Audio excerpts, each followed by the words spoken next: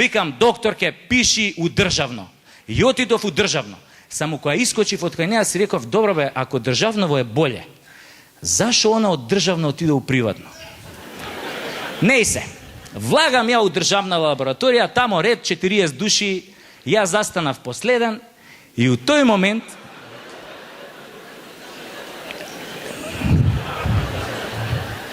така беше. И у тој момент, значи, чекам уред и гледам еден наш познат академик од 90 години, мислам сите го знаете, како искача од вецето, носи отворена епрувета у рука, пуна со мочка, а руката му се тресе кој што се тресе пенис у ладна вода. И иде академиков со мочкава, иде, доаѓа до шалтерот и вика на сестрата, моли сестло, кај да ја остава мочкава. А ја гледам у тоа епруветата мочка ни за лек. Академиков, као градски веджукели, ја обележал територијата од кенефот до шалтерот.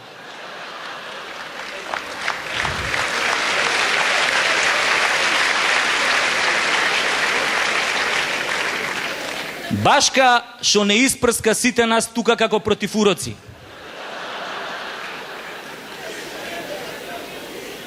А како само ја напунил да си ебе векот.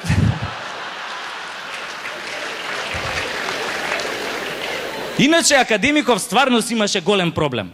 Он дошол да испита мокраќа, зашто 2 дена претходно му се слошило на струшките вечери на поезијата, кога не му дале Ловоров венец, со образложение дека е млад и надежен поет и дека неговото време допрва доаѓа. И така додека чекавме, он мене ми се пожали дека бил многу тажен што не му дале Ловоров венец, зашто имал многу добра песна. Песната имала наслов Планињето во Македонија. И он мене тука додека чекавме ми ја изрецитира и пошто стварно беше добра, ја запишав песнава и ја научив на памет. Сакате да ви ја кажам? Да? Океј. Значи,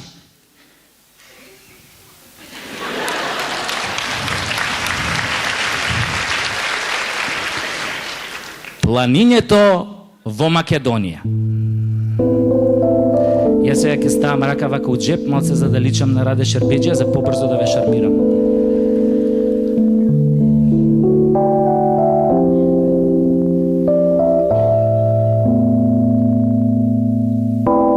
Фатил дедо пичица, горе на галичица, ја однел на јабланица, ја најал со гибаница, за стебло на кораб, ја врзал со чорап, а кога ја однел на шара, ја направил попара.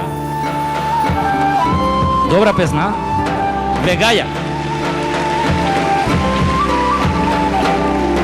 Чек, има уше. Како радеше теđe?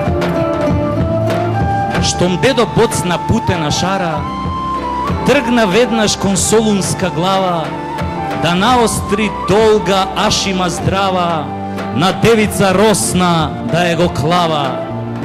Па на Вардарот слезе спотнат и стресен, виде момиче со струк тесен, ја истресе дедо од гашти сета, кон гола клетна да вјане селанка клета. Но попат скршна кон славното ниче, да сретне кршно моме Хатидже. Дедово изгледа работел по рамковен. Процентуална застапеност, соживот, релаксирани меѓуетнички односи, али да видиме што се десило со Хатидже. Хатидже пишти, моли и гребе, остај ме дедо да дојдам на себе, па дедо ја смени со висока слаба, крај студен поток на планината Баба. Зеде дедо двоглед во рака, да најде дунде што му се сака, па на беласица ја виде оно јоко, смежурана грда и со едно око. Море дедо, рече Јоко, жена бев на Ленон Џон, ако ми го клаваш, клај ми го без кондом.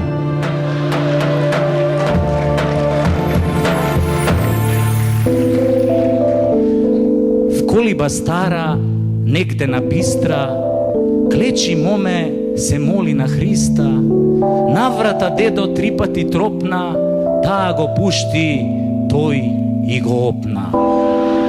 Бискотници се слушна од Галичник до река, над Велестово стојна деда го чека, стојнеле, стојне, по тебе горам, слечи гашти за да те орам.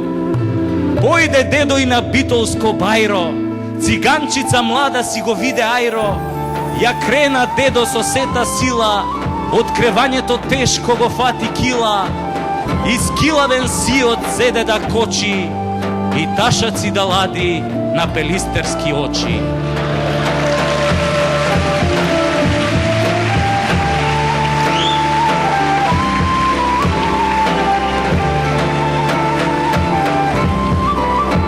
Јака песна, образовна, чиста географија. Абе, ману е тоа, ману и све е можно. А после разбрав дека следната година академиков конечно добил венец. Али не од струшките вечери на поезијата, туку од најблиските.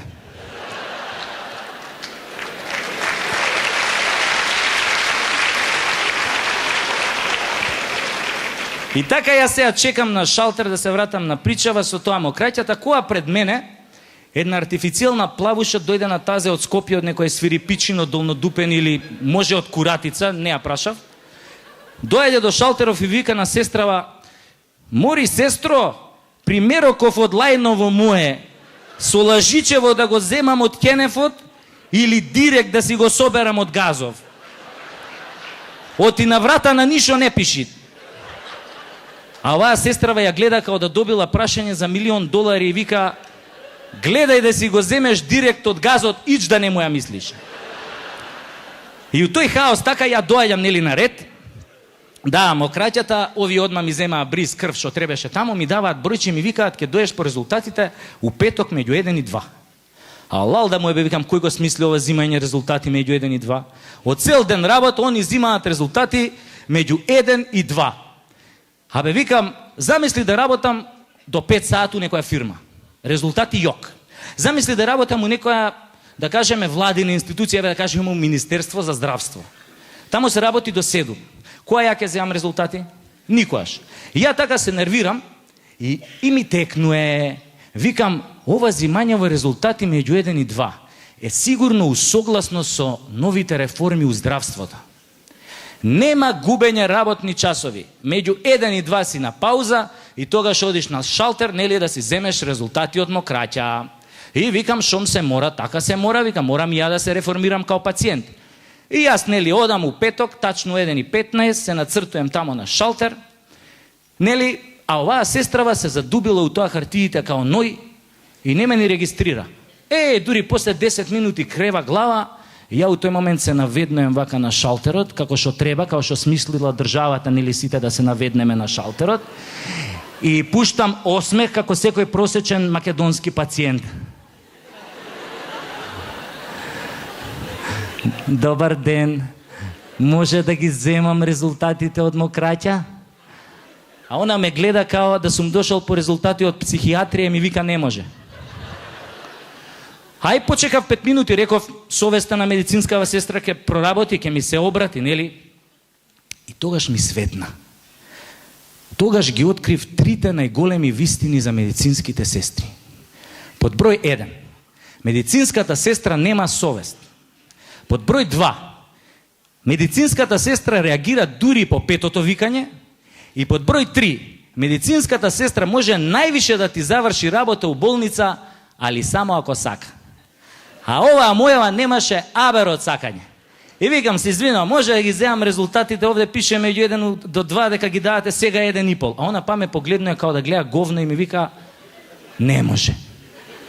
А зошто викам не може? Не може, бе дечко, зашо не се стигнати. Добро, бе, викам, а кога ќе стигнат? Види, бе дечко, па резултатите не се пици, па сега ќе ги ставиме да се печат, па ја ќе ти кажам ќе стигнат за 15 минути. Ќе стигнат, кога ќе бидат готови и кога ќе ги донесат. Добро, викам, а кој знае кога ќе ги донесат? Види, дечко, некој може знае, али ја не сум таа.